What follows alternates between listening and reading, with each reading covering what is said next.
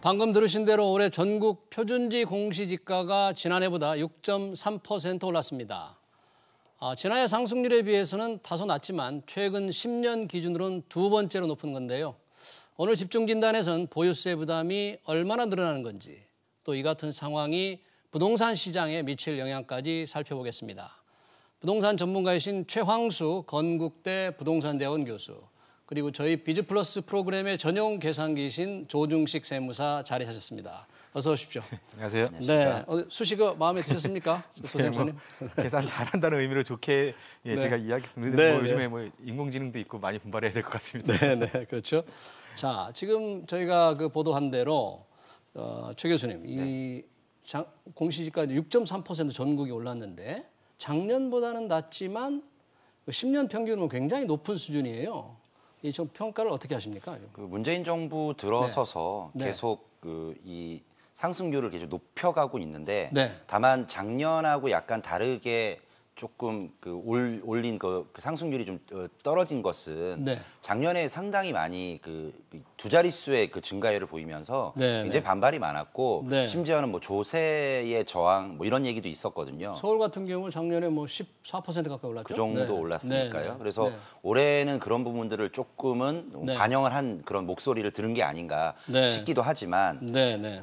또 제 생각에는 나중에 개별 공시지가가 이제 추후에 발표가 되겠지만 네. 일단은 거기에 모수가 되는 표준지 공시지가를 발표하는 시점도 네. 나름대로의 정치적 고려도 하지 않았을까라고 저는 예상을 해보는 것이 네. 좀 있으면 또 총선도 있고 총선이니까. 하다 보니까 작년만큼 또 가파르게 올리는 것에 네. 대해서는 부담도 가졌지 않았을까 이런 생각도 한번 해봅니다. 그런데 이 공시지가 결정을 만약 정치적으로 좀 고려한다면 그렇지 않아도 이 공시지가 결정이라든지 또 아파트 이 공시가격도 공정하지 결정관이 투명하지 못하다 그런 얘기가 있었잖아요. 이 표준지가 지금 공표가 됐는데 최종 확정은 어떻게 됩니까, 신세무사님? 일단은 그 토지 같은 경우에는 네. 개별 공시지가가 일단 이의신청 과정을 거치고요. 이의신청을 하고. 네. 네. 그렇게 해서 어쨌든 그 개별 공시지가 모든 토지에 대한 대부분의 네. 토지에 대한 개별 공시지가는 5월 말에 발표가 되고 있고요. 네. 주택 같은 경우는 개별 주택 가격이나 공동 주택 가격이 4월 말에 발표가 됩니다. 주택은 4월 말에. 네. 네, 그렇군요. 그러면 최 교수님 이 부분별로 한번 좀 본다면은 전국 평균은 6.3%지만 서울은 거의 7.8%니까. 네. 또 서울에서도 구별로도 좀 특징적인 것이 좀 있었죠. 특별히 많이 오른 곳이라든지 이런 거. 강남구라든가 네. 성동구라든가 이런 어떤 지역들은 네. 일반적인 이번에 6점 몇 %% 정도가 아닌 7%대가 넘는 상승률을 보였고요. 네. 또 구별로도 약간씩 차이가 있거든요. 네. 성동, 강남, 동작. 성동은 무슨 이슈가 있습니까? 저렇게 많이 오르는. 아무래도 그동안 강남권, 그러니까 네. 한강변에 이제 접해 있음에도 불구하고 네. 그동안 좀 저평가됐다라는 그런 이야기들이 계속 회자가 됐었고요. 요즘 성수동 카페 거리가 워낙에 활성화되니까 그 땅값이 좀 많이 오르기 네, 때문에. 성수역이라든가 네. 뚝섬역 부근에 네. 보면 네. 그런 이제 카페 거리라든가 네. 먹자골목 같은 게 형성이 되면서 상당히 가파르게 가격이 좀 오른 측면들이 있고 실제 매매가에도 이런 부분 많이 반영돼 있고 네. 또 자양동이라든가 이런 지역들은 또 재개발이라든가 이런 이슈가 좀 있기 때문에 네. 상당히 많은 어떤 분들이 강남에 네. 있는 집을 또 어느 정도 이익 실현을 하고 또 강 건너 바로 네. 가면은 성수동 쪽이니까 그쪽에 굉장히 많은 네. 주택들을 줄 서서 샀다라는 그런 이야기들 들리고 있습니다. 아까 보니까 동작구도 굉장히 많이 올랐는데 동작구는 흑석동 이쪽에 저런 재개발 이슈가 있으니까요. 네, 김의겸 청와대 대변인도 집을 사가지고 했던 곳인데 네. 그런 이슈가 좀 재개발 이슈가 있군요. 그래서 많이 오른 건가요? 예, 중앙대 앞에 네. 흑석역이라든가 이런 지역들 보면 네. 예전에는 굉장히 주거 환경이 열악한 지역이었는데 네. 재개발이 되면서 뭔가 리버뷰도 되면서 네. 교통도 좀 편리한 지역이다 보니까 굉장히 많이 가격이 많이 뛰었거든요. 네. 그러니까 일반적인 업계의 어떤 예상을 뛰어넘을 정도의 가격 상승이 있어 왔던 지역이기 때문에 네. 그 지역 일대의 가격 상승을 그 지역이 완전히 주도를 했다 이렇게 볼 수 있겠습니다. 네.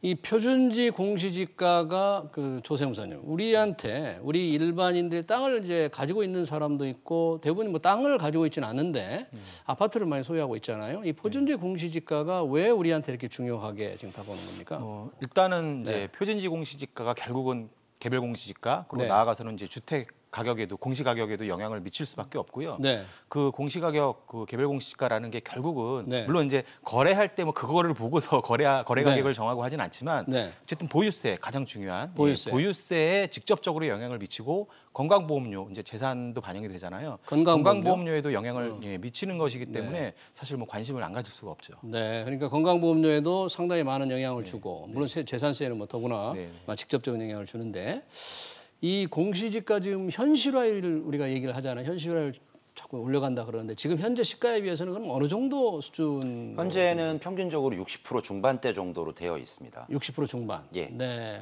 그러면 이제 아직까지는 뭐 경실련이라든가 이런 곳에서 얘기한 현실화율이 아직은 좀 미흡한 거 아니냐. 네네. 실제로 이제 시세 반영을 많이 했다라고 이제 국토부라든가 이런 데서 이야기하긴 하지만 네네. 아직은 좀 시민단체 쪽에서는 좀 미흡하다라고 얘기를 하고 있거든요. 정부의 목표는 이 공시지가 현실화를 어느 정도까지 지금 끌어오르겠다는 건가요? 뭐 현재는 추세로 봐서는 네. 나중에는 뭐 90%가 됐든 100%가 됐든 거기에 거의 실거래가 비슷한 수준까지 올리겠다라는 의지를 가지고 있고요. 네네. 이 공시지가 현실화율뿐만 아니라 지금 또 화면으로 보면 현실화율이 65.5%군요, 전국이. 전체 네. 60%한 중반대 정도 네. 되거든요. 그러니까 이거를 계속 올려서 네.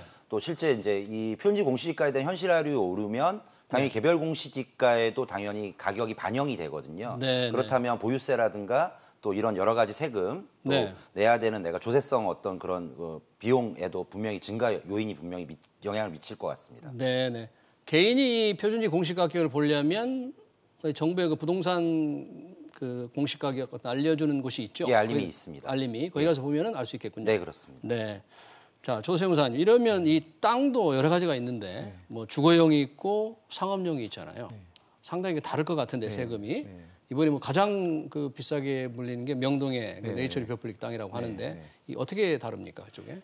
일단은 그 공시가격 증가율 자체만 보면 네. 지금 작년에 비해서 상승률이 한 8.7% 공시가격은? 정도, 예, 공시가 네. 이제 제일 비싼 땅이죠 우리나라에서 이제 네, 그 평방미터당 봤을 네, 때 네. 예, 상승률은 8.7% 정도 일단은 오른 걸로 이제 발표가 됐는데요. 네. 근데 이제 뭐 보유세 한번 봐야겠죠. 보유세는 예. 얼마나 보유세가 네. 전년도에 1억 8천 정도 네. 그 정도였던 게 근데 이번에 이제 이번에 저렇게 물리게 된다 그런 거죠. 예, 그렇죠. 네. 그래가지고 이제 거의 작년에 비해서 1.5배 정도 오른 수준으로 나오거든요. 아, 작년에 비해서 50%, 그러니까 최고 그렇죠. 50% 거죠. 네. 1.5배 정도 네. 오르는 50% 정도 오르는 수준으로 나오는데 네. 공시가격은 8.7%밖에 안 올랐는데 왜 그렇게 50%가 오릅니까? 왜 이렇게 오르느냐라고 네. 이제 의문을 가질 네. 수가 있어요. 근데 네. 이게 왜 그러냐면 네. 작년에 사실 아까 교수님께서 말씀해 주셨지만 작년에 상당히 많이 올랐잖아요. 네, 근데 올해는 엄청나게 상대적으로 올랐는데. 이제 많이 올랐다고는 하지만 네. 작년에 비하면 덜 올랐죠. 네. 근데 작년에 많이 올랐기 때문에 보유세도 많이 올랐어야 되는데 네. 그 세부담 상한이라는 게 있지 않습니까? 세부담 전년도에 상한. 비해서 네. 일정 금액 이상 오르지 않게 이제 막아주는 장치가 있는데 네. 거기에 걸렸던 거예요. 그러면 그때 네. 못 낸 그때 50%가 이제 네. 상한인데 그때 못 낸 세금을 그렇죠. 결국은 다음 해에 내야 됩니까? 다음에 내야 된다고 돼 있는 건 아닌데 네. 이번에는 어쨌든 간에 계산해서 나온 금액이 네. 전년도랑 비교했을 때 150%까지 가는 거예요, 지금. 네. 그러다 보니까 공시가격 상승률 자체는 그렇게 높지 않지만 그렇죠. 네. 전년도에 뭐 쉽게 얘기하면 세부담 상한으로 걸려서 부과 네. 안 됐던 세금이 결국은 올해 부과되는 결과로 나타났다라고 네. 볼 수 있을 것 같습니다. 네, 지금 상위 5곳에 보유세가 나오는데 명동의 우리은행도 지금 굉장히 그 두 번째로 많이 내게 됐네요. 거의 여기 있는 땅들은 대부분 거의 그러니까 세부담 상한이 지금 재산세 같은 경우는 150%고 종부세도 150%거든요. 네. 근데 거의 세부담 상한까지 올라간다라고 보실 수 있을 것 같아요. 네. 근데 그런 데는 뭐 워낙에 지금 비싼 땅이라 그렇지만 상가들이 상당히 공실이 많은 경우가 많고 경기도 안 좋은데 그런 데도 그렇게 많이 오르게 되나요? 뭐 이렇게 핫한 지역들은 당연히 많이 올랐는데 네. 발표된 것도 보면은 이제 지방이나 뭐 네. 이런 뭐 그리 뭐 이렇게 경기도 그렇고요. 네. 그런 데들은 뭐 그렇게 많이 오른 그런 양상을 나타내고 있지는 않습니다. 네.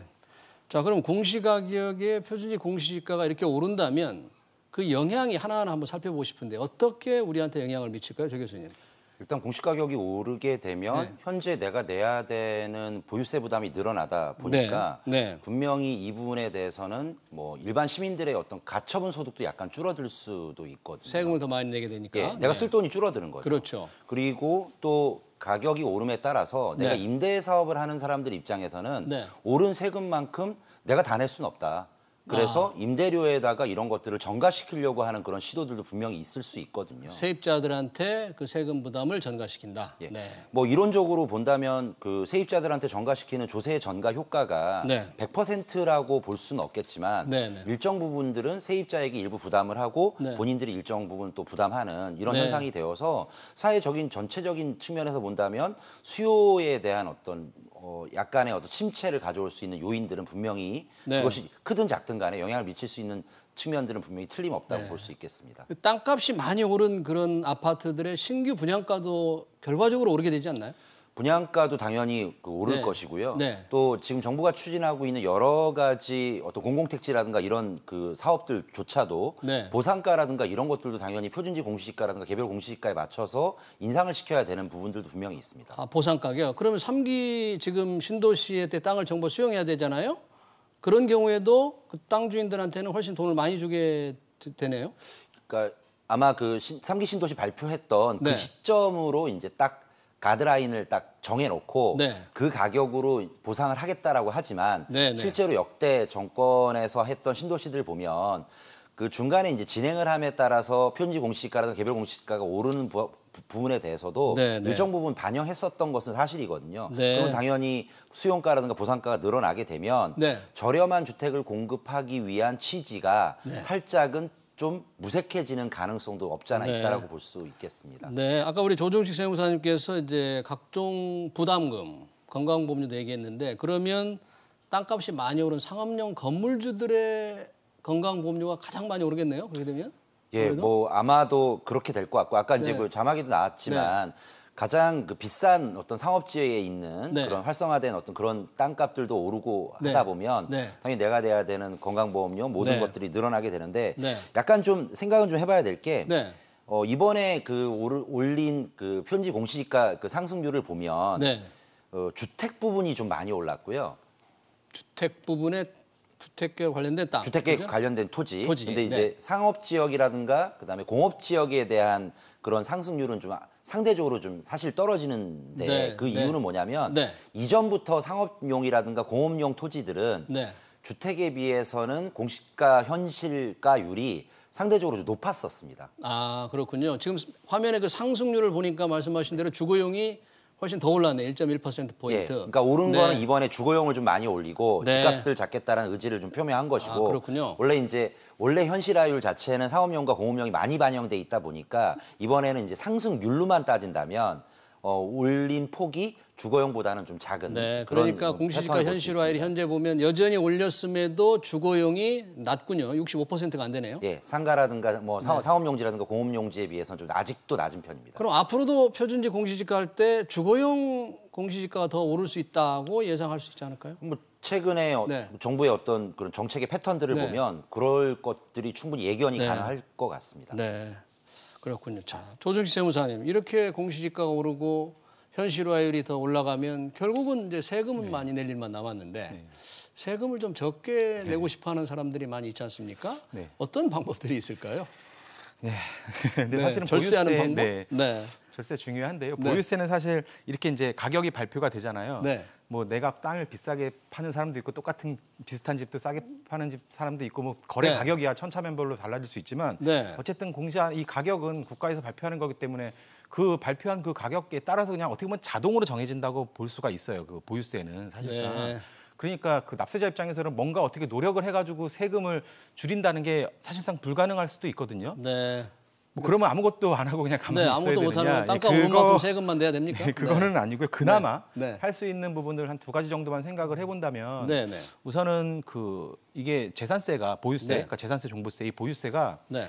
1년에 어쨌든 한 번 내긴 하는데 네. 6월 1일 현재 소유자한테 부과를 하거든요. 그 6월 1년치 세금을. 1일 현재 소유자. 네. 네. 이게 뭐 항상 보유하는 내내 활용할 수 있는 방법은 아니지만 적어도 네. 거래할 때는 네. 이제 살려고 하는 사람은 6월 1일 이후에 사는 게 좋을 거고요. 6월 1일 이후. 그때쯤 거래가 이루어진다면 네. 팔겠다는 사람은 그 이전에 이제 팔면 그나마 그 해 세금이라도 저 좀, 6월 1일은 최종 계약일 기준이 되겠나요? 아니, 잔금일로 잔금 보시면 돼요. 칠 때. 네, 네. 아, 잔금일을 그 그걸 다 이전 감안해가지고 또는 이후, 예. 기왕에 그 언저리에 네. 할 일이 생긴다면 된다면 네. 그걸 생각해라. 그러면 이제 그 네. 해에 보유세라도 좀 피할 수 있는 네. 그런 부분을 생각해 볼 수 있고요. 네네. 추가로 이제 명의분산 뭐 이런 얘기 많이 나오죠. 부부 공동명의. 공동명의로 이제 많이 하잖아요. 네. 공동명의 이런 부분도 좀 생각을 해볼 수가 있는데 일단 재산세는 공동명의 효과가 전혀 없어요. 재산세는? 공동명의로 한다고 세금 줄어드는 효과는 없고 단지 그냥 나눠낼 뿐이거든요. 네. 그런데 종부세 같은 경우는 공동명의로 하게 되면 네. 세금이 줄어들 수도 있고요. 네.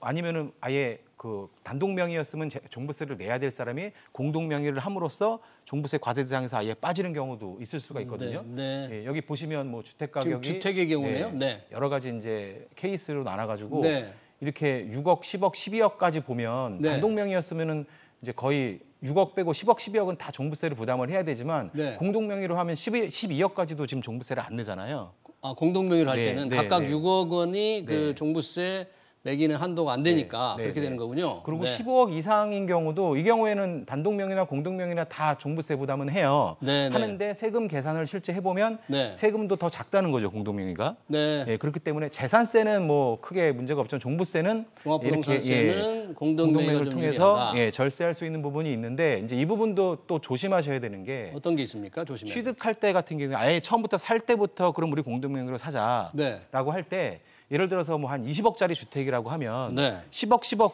이렇게 나눠지겠죠, 금액이. 그렇죠. 그러면 배우자가 뭐 소득이 원래 있고 했으면 상관없는데 뭐 네. 전업주부였다. 네. 그러면 그 10억을 남편한테 증여받은 걸로 처리가 되거든요. 네. 예, 배우자끼리 6억까지는 세금 안 나오지만 뭐 이렇게 큰 비싼 집을 살 때는 초과되는 그 4억 원은 또 증여세 문제가 발생할 수 있다라는 그러니까 종부세를 절감할 수 있는 거하고 네. 증여세를 내는 거하고 잘 따져봐야 되겠군요. 그렇죠. 그리고 단독명의에서 그러면 우리 공동명의로 이제부터 바꾸자라고 하는 경우도 있잖아요. 네. 원래 가지고 있던 거. 네. 그 경우에도 이제 공동명의 전환에 따른 뭐 증여세, 또 경우에 따라서는 매매 형태로 취하는 경우에 양도세 네. 이런 부분이 과연 앞으로의 종부세를 줄이는 거 이상 줄이는 것보다 더 크냐 작냐도 이제 따져봐야겠죠. 알겠습니다. 그런 걸 잘 따져서 거래를 해야 되겠군요. 교수님, 이 종부세 이거 현실화되면서 이렇게 가격이 오르면 아무래도 상권에 그 말씀하신 임대료를 더 올린다면 지금 장사도 잘 안 되는데 네. 그 임대료를 견디지 못해서 쫓겨나는 그 현상, 상권 내몰림 현상 같은 게 좀 우려되지 않습니까? 흔히들 어떻습니까? 뭐 젠트리피케이션 얘기를 하는데요. 네네. 그럼에 따라서 실제는 그 주인 입장에서는 네. 이제 장사가 잘 안 되고 임대료가 연체가 되고 하면 네. 당연히 가격을 또 낮춰야 되는데 네, 주인 네. 입장에서는 그게 또 현실적으로는 쉽지는 않습니다. 네. 왜냐하면 내가 그러니까 월세를 만약에 낮춰서 뭐 임대를 주거나 네. 이렇게 해버리면 네, 네. 본인의 어떤 수익 환원율이 떨어져서 네, 네. 내 자산의 가치가 떨어진다라고 주인들은 또 생각을 하게 되거든요. 네, 네. 그러면 당연히 그 본인이 부담해서 추가로 부담한 세금을 어느 정도는 상인들에게 뭐 네. 아직도 그래도 장사가 잘 되는 데도 잘 그렇군요. 되잖아요. 네. 그러면 그런 지역들은 가격을 좀 낮춰서 내놓거나 이러지 않고 올려버리면 네. 당연히 이제 쫓겨난 현상들이 있어서 네. 임차인들의 보호가 좀 안 될 가능성도 상당히 농후해집니다. 근데 이렇게 이제 보유세가 올라가면 사실 부동산 거래를 활성화하기 위해서는 거래세를 좀 낮춰줘야 된다. 그리고 실제로 정부도 보유세 부담은 좀 올리더라도 거래세를 낮추는 방향을 얘기는 했는데 어떤 전혀 정책 위반은 안 돼요. 우리나라가 좀 보유세는 좀 낮지만 거래세는 상당히 무겁잖아요. 정책적으로 지금 좀 우리나라가 현재 OECD 가입국이니까 네. OECD 가입국끼리만 이제 비교를 한다면 네. 지금 현재 보유세 비중은 OECD 전체에서 한 15위 정도 되거든요. 네, 15% 그러면은 정도. 낮다 아직은 그런 얘기죠. 낮은 편이죠. 부담이? 낮은 편이다. 그런데 네.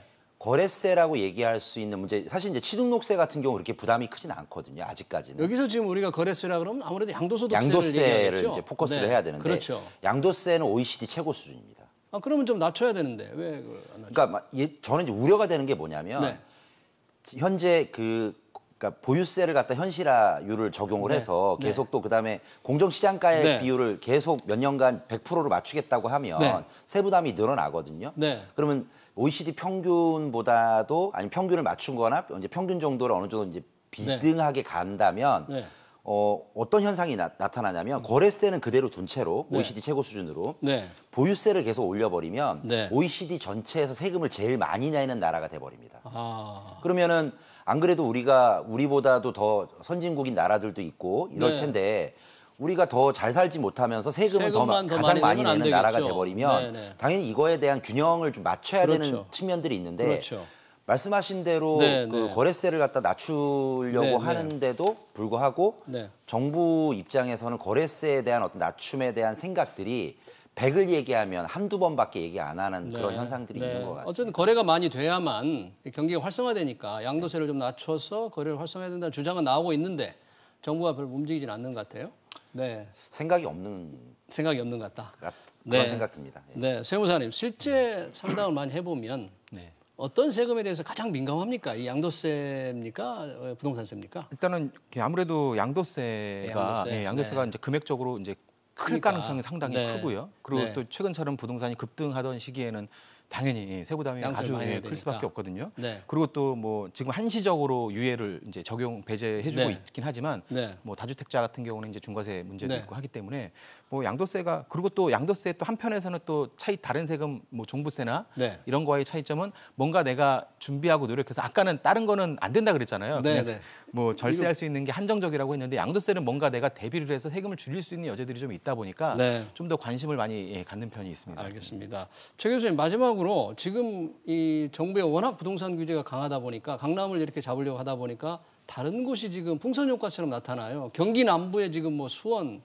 용인, 성남이 아주 굉장히 난리라고 하는데 결국 또 정부가 여기를 잡기 위해서 또 다른 대책을 내놓을 것 같아요. 어떻게 예상하십니까? 손을 댈 것 같습니다. 네. 현재 수원 중에서도 팔달구라든가 네. 수원 광교 같은 경우에는 조정대상 구역으로 묶여 있긴 하거든요, 규제가. 근데 네. 아직 묶여 있지 않은 권성구라든가 네. 또 뭐 이런 또 성남의 수정구라든가 이런 지역들은 아니기 때문에 네. 그런 지역들도 분명히 약간의 규제의 칼날을 들이댈 네. 가능성이 많고요. 실제로 뭐 앵커께서 말씀하신 대로 그 지역들은 또 9억 이상은 또 대출이 안 되는 것들, 네. 그다음에 또 매매를 하는 데 있어서 부담이 좀 적은 어떤 네. 지역으로의 어떤 그 풍선 효과 이런 네. 것들이 계속 그쪽으로 발현되고 있는 와중이라서 정부는 이런 부분에 대해서는 그동안의 어떤 정책 기조를 본다면 그냥 가만히 이제 네. 놔두지는 않겠다라는 생각을 뭐 충분히 정부는 예상해 볼 수 끝없이 있습니다. 부동산 대책을 내놓겠다고 했으니까 좀 기다려봐야 되겠네요. 네, 근데 계속 내놓긴 하는데요. 네. 결과를 가져오지 못하는 게 너무 안타깝습니다. 알겠습니다. 네, 오늘 뭐 여기까지 듣겠습니다. 최황수 교수님 그리고 조중식 세무사님 고맙습니다. 감사합니다. 감사합니다.